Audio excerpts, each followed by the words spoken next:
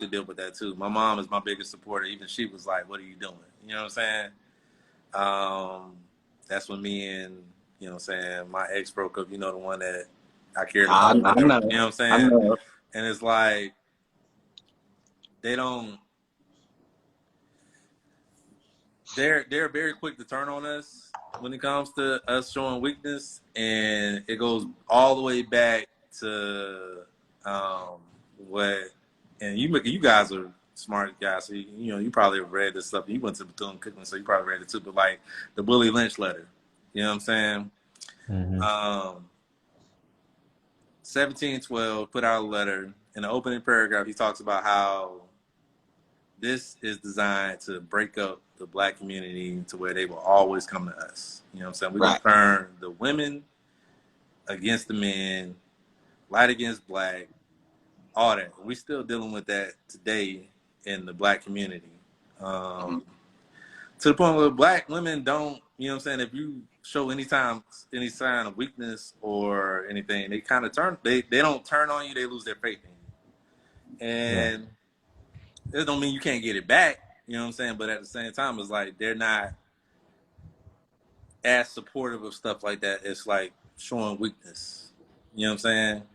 So that's why we don't get a pass. Because we already know, like, the powers that be don't really care about us like that. You know what I'm saying? Because I'm not going to, I know some good white people. I'm not going to say just white people in whole. I'm going to say the powers that be. They don't care about us like that. So,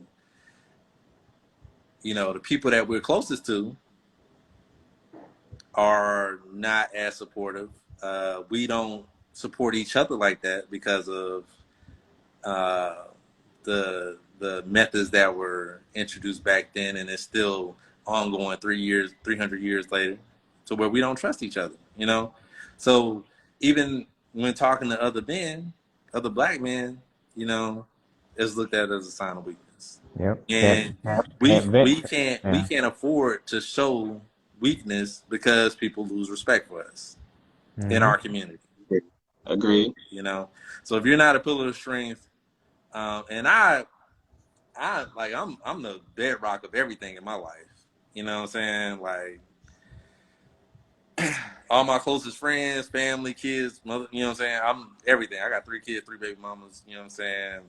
A mother, sister, you know what I'm saying? Like, What? but like, you know what I'm saying? You know why I laugh? Because I just saw in the comments all the black women turning on you. You said 3 kids, 3 baby mamas, but go ahead. Okay, ladies, let me give a caveat. These are all long-term relationships, not about to work out. Okay, like I'm not out here to knock up everybody. But no, seriously, like, and you know, that's something that we don't deal with in our community is that we still deal with that because we don't know where it comes from. We don't trust each other. We can't show weakness in front of each other. The black man definitely can't show weakness. Black women don't trust each other. They don't want to show weakness in front of each other. And we're supposed to be a community, and that's the reason why we're behind right now when it comes to economics and stuff like that, because we don't trust each other. We keep going outside the community for economic advancement.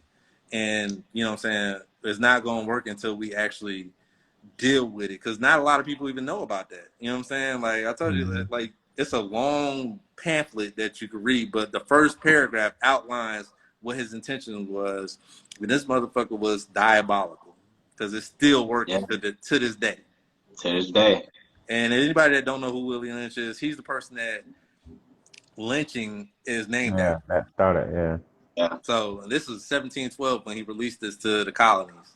So I'm not trying to get it all educational with y'all guys. I just want to say, like, that's why I feel like we as black men can't show weakness, and that's why we feel like we can't show weakness. You know what I'm saying?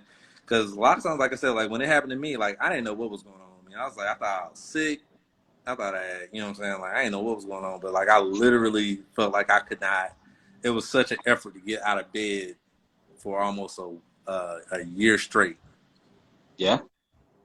You know, so you know what's crazy? That you said that. Me and my brother always talk about this. In 2013, me and him both kind of went through. I think mine might have been more like 14, 15, but his was 13, went through depression.